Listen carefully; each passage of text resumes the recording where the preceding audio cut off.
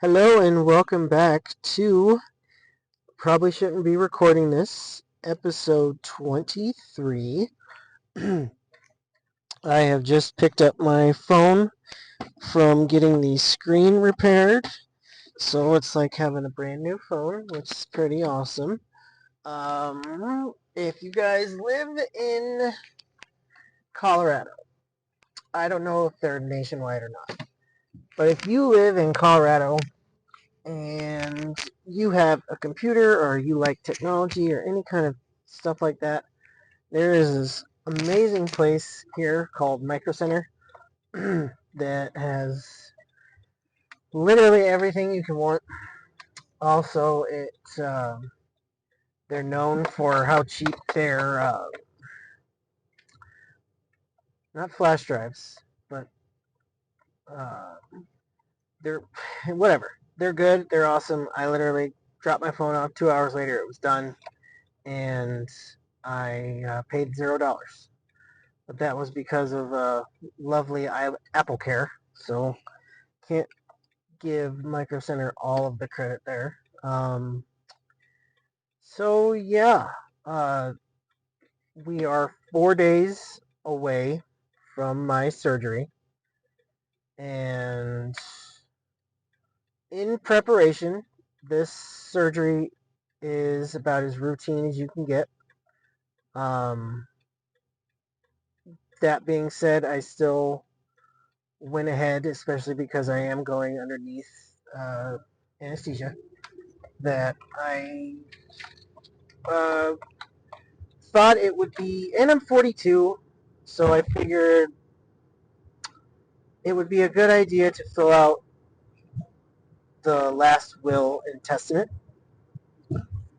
just in case something happens. I don't really think anything, I think it's going to go fine. It's an outpatient surgery, it'll be a couple hours. But yeah, filling out your will and testament is kind of trippy because, for one thing, you have to go through your assets, quote unquote. And as I previously stated, I'm 42 years old and I have accumulated basically nothing. I have a car that it's paid off. Um, I have money in a 401k and I have a life insurance policy through my work. So that's literally the only assets I listed. I know I have a PlayStation 5, but I'm not listing that. Um, but I would feel kind of ridiculous to list that as one of my assets. But yeah, and I kind of had this epiphany, you know, not really an epiphany, but just kind of a thought where lots of people are really focused on stuff. The more stuff you have, the more stuff, the more you feel fulfilled. And I've really never been like that. I have a lot of little things that have sentimental value, but as far as like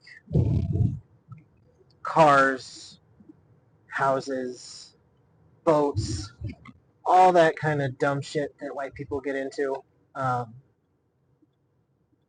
I don't have any of that. I don't want any of that. My the lesson I took from it was the what matters more in this life than stuff is relationships. Whether that's romantic, whether that's platonic, family, and that would be my message to everybody. Don't worry about stuff. Don't worry if you don't have a nice car. If you're not living in a house. Don't concern yourself with that so much. What is more of a priority, in my humble opinion, is relationships that you make. So instead of worrying about oh man, my car is kind of a beater. I really wish I could have a new one. Maybe more focus on how's my relationship with my wife? How's my relationship with my kids, my mom, my dad, whoever, and take special care of the relationships in your life more than the stuff that you can accumulate. Because, and the big thing is, you can't take it with you when you die. And I don't have much to take with me. Um, but what I will take with me is the love of my wife, my kids, my friends, my family. And when it is my time, I will be able to say that I lived um, a healthy, successful life. Even though I'm not rich, I'm not famous, uh, I don't really care about all that shit. Uh, and I know a lot of people do. My main things that I care about is making sure I have food in the fridge for our family and a roof over our house. A roof over our house. A roof over our heads. Those are my main concerns. And the 401k, that'll be a nice thing to have when I retire, probably at the age of 85, the way things are going here in the United States of America. Um, but yeah, that's maybe my takeaway. Focus less on stuff. Focus more on people. People are going to be there. People are there for you thick and thin sometimes. But that's what I feel is more important than stuff. So that's my little rant on that. And then the next thing, which kind of leads into this, is as I stated earlier, this surgery is very routine. The surgeon seemed very confident that he would be able to get in there, do what he needed to do, a couple hours, and then I'd be on my way home. Uh, I'll circle back to when I had surgery last time. I had a mastoidectomy to remove a skin tumor from my ear um, that basically kind of led me to being hard of hearing in my right ear. Surgery went great. I was back home and resting like a day after, like the same day. But a week later, like almost to the day, a week later, I had a brain hemorrhage. And my ENT doctor, uh, who has been doing this for 30 years, said he had never seen anything like it. But a literal artery exploded in my head. They had to cauterize it, tie it, cauterize it, tie it, cauterize it, so that it doesn't happen again.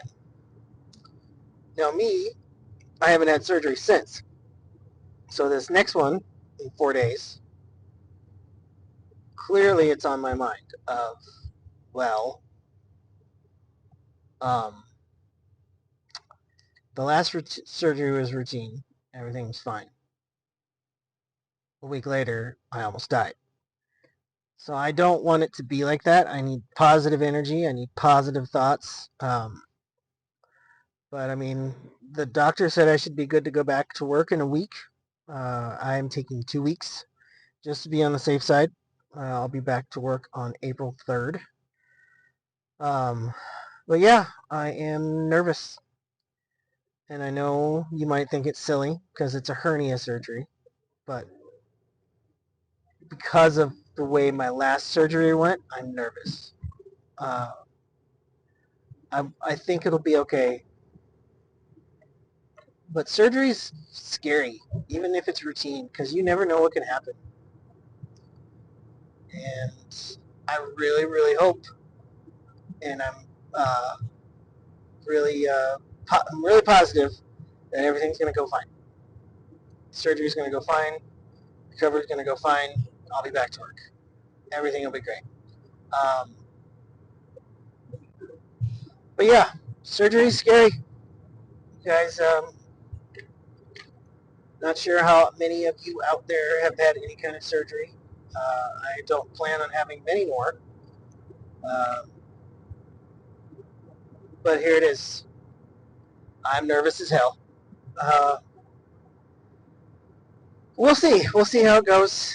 You know, I got the weekend to hang out with the family. We're gonna celebrate my stepfather's birthday on Sunday, so that'll be good. So I'll be doing a lot of positive things before surgery ever happens. So that is, yeah. So send your positive thoughts, send your positive vibes. I would really appreciate it. And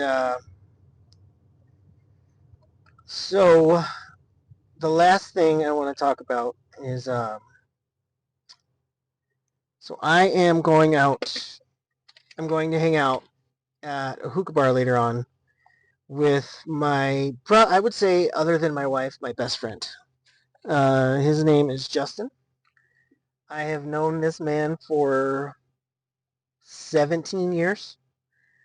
I've known him since he was a little 19-year-old boy working at a hookah bar. And him and I have been through like different lives, basically.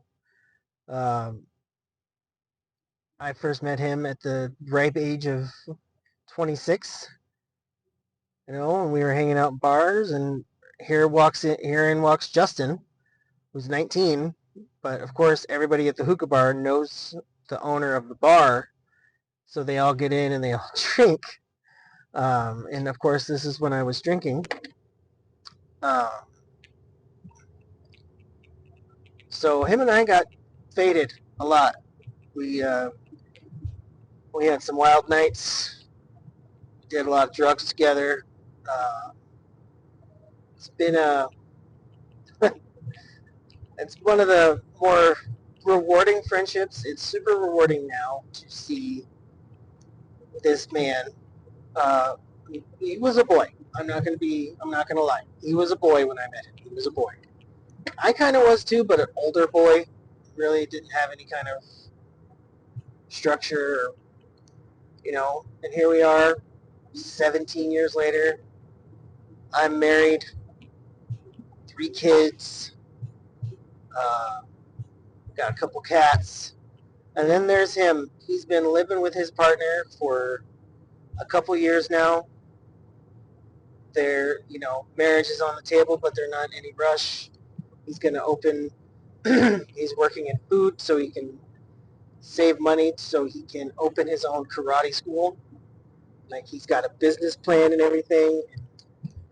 It's so rewarding to see people from your past life where you were kind of a shit show and they were a shit show right there with you. It's so nice to see growth and, like, becoming an adult. It's kind of stupid to,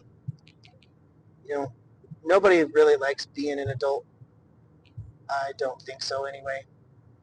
But to see this guy who I've seen carried out, four different people carrying him out. Each person had an arm and a leg, and seen him carrying out of bars. Him and I passed out together in the back of the hookah bar because we're too drunk to go anywhere.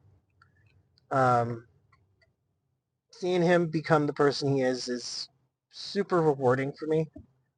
Like, I feel like a proud brother, and and him and I would say we're as close as brothers. Like, that's my brother, and I have a special place in my heart for this man because when we didn't really even know each other, we were acquaintances. I was a customer of the hookah bar who had become good friends with a couple of the people that work there, but not necessarily him. But it was a day where I was there, and none of those other people were there, but he was, and I was, if I'm being honest, I was very close to taking my life. I I was deep in a depression, and felt like I didn't have anybody to talk to. And he took time. He noticed that something wasn't right with me, and he said, I can't remember specifically what he said, but it was to the tune of like, "Are you okay? Are you okay? Like, let's hang out. Let's sit down." And I think we stayed at the hookah bar till like 4 or 5 o'clock in the morning. And mind you, the place closed at 2, so we stayed after. It was just him and I. We were just sitting there, hanging out, talking, and it's because of that that I'm still here. So I owe my life to this man, which is why I will never not be friends with him. Um, Friendship. I think they say if you have a friendship longer than, I think it's 5 years, then it's supposed to be a lifetime friendship. I already know I'm going to be lifelong friends with this man. When he does get married, I can't wait to go celebrate that, even if it's, they get married at the courthouse and whatnot. But I look forward to me, maybe being part of their wedding. That would be super cool. But I mean, it's not, doesn't really matter. Um, but yeah, I think that's where I'm going to end it. This has been, probably shouldn't be recording this. Can't believe I've made it up to 23 episodes now. Oh, um, I upload my podcast through Podbean, and it goes to YouTube, Apple, a few of the other podcast services. Never Spotify. It will never go to Spotify. Reason being, Spotify, when you weren't on premium, was running ads to become an ICE agent. And if you listen to any of my podcasts, you know I do not like ICE. Fuck ICE. Fuck Donald Trump. Fuck Jeffrey Epstein. Fuck this administration. Fuck Elon Musk. All of these guys. And Spotify, not only that, they put in a bunch of money for a weapons company, I want to say.